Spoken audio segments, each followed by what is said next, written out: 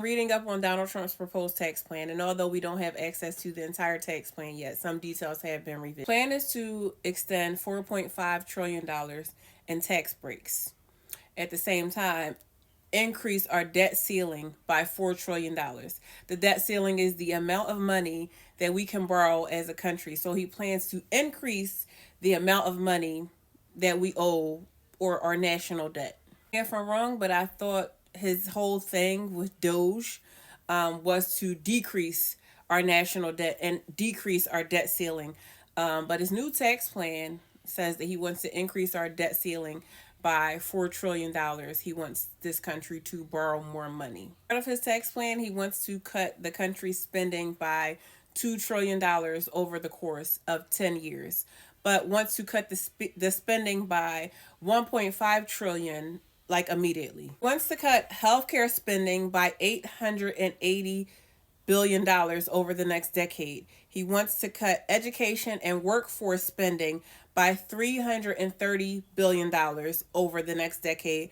And agricultural spending, he wants to cut that by $230 billion over the next decade. I'll tell you where he has no plan to cut spending. In fact, he has a plan to increase spending. Trump's priorities, including a $100 billion boost in defense spending over the next decade. Does anybody want to guess where Elon Musk gets paid from? You guessed it, defense spending. I like to be fair and only report facts. So I'll say that Donald Trump is not our first president to increase our defense budget. However, his entire platform, the entire platform that he ran on, is that he is going to save this country money. He is going to pay back our national debt. He is going to bring down prices, put more money back into the pockets of the American people. And since he was sworn in on January 20th, we have watched him take money from all of these different federal agencies, saying that this funding was frivolous. But he's going to pour the two departments of the federal government that he is going to pour more money into is the defense budget and Homeland Security, who is handling the mass deportation. Over the next decade, over the next 10 years, he proposes an increase in $900 billion in Homeland Security, which again is the agency that handles mass deportation. Undocumented workers pay an estimated $100 billion in taxes a year. Now do the math, times 10. If they stayed in this country, that literally equals $1 trillion, which is more than the $900 billion that he plans to pour into Homeland Security for mass deportation. Saying that this is like the most bizarre and confusing administration that we have ever had in this country. So I kind of want to get away from trying to make sense of anything that they are doing. But I like to call a spade a spade. And 2 plus 2 is just not equaling 4.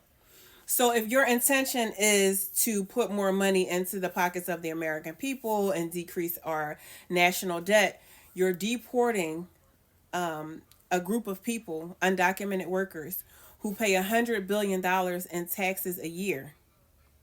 And over the next 10 years, you're going to pour $900 billion into Homeland Security for efforts to get them out of here. It's bizarre. You just can't make sense of it. While Doge was going over federal spending with a fine-tooth comb and looking into every other agency and how federal funds are being spent amongst every other agency, Elon Musk checks have no problem clearing. None. He just got over $300 million. He just got cashed out on a more than $300 million contract. While the plan is to cut funding for SNAP and farms and Medicare and Medicaid. Maggots say, I voted for Trump because he's going to put more money in our pockets. He's going to decrease our spending. He's going to decrease our national debt. I just like to report facts, and I just like to call a spade a spade. if we're going to spend more money on the defense budget so that Elon Musk can get $330 million contracts cashed out with no problem, while we just had problems cashing Medicare and Medicaid and SNAP checks, and we're mass deporting people who were paying $100 billion in taxes a year, and then in turn adding an additional $900 billion to the budget of the department that puts us in a hole.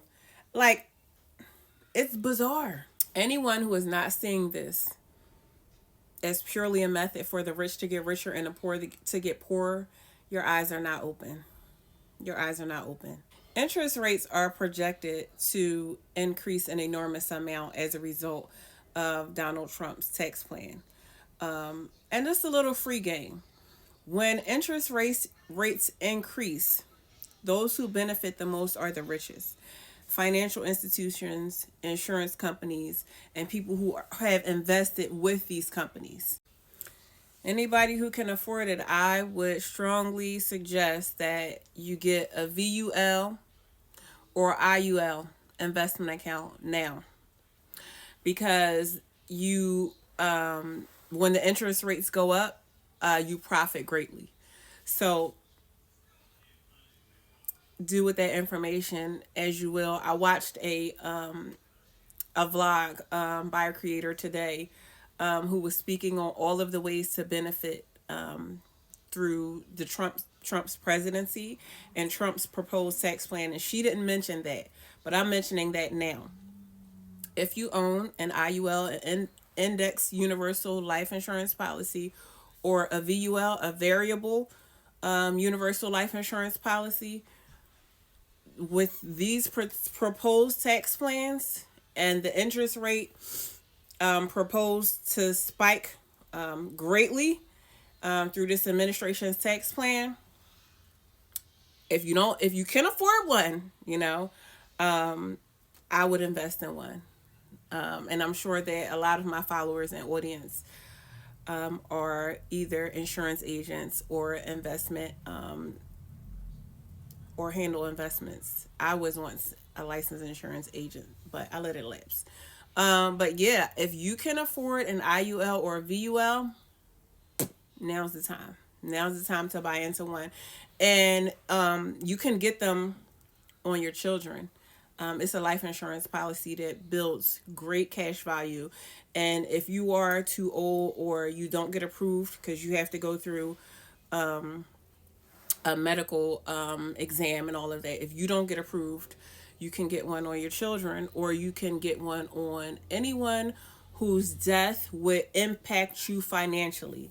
So there was like a joke on social media a while ago where they were saying that people were getting life insurance policies on their baby daddy. Fact is, you can get a life insurance policy on your baby daddy, and it is completely legal. You can take out a life insurance policy on anyone whose death would financially impact your life. I'm going to end it there. I'm not going to talk no more about financial stuff and insurance. But yes, that is one of the ways that, if you can, that's one of the ways that you can make money from this administration's proposed tax plan.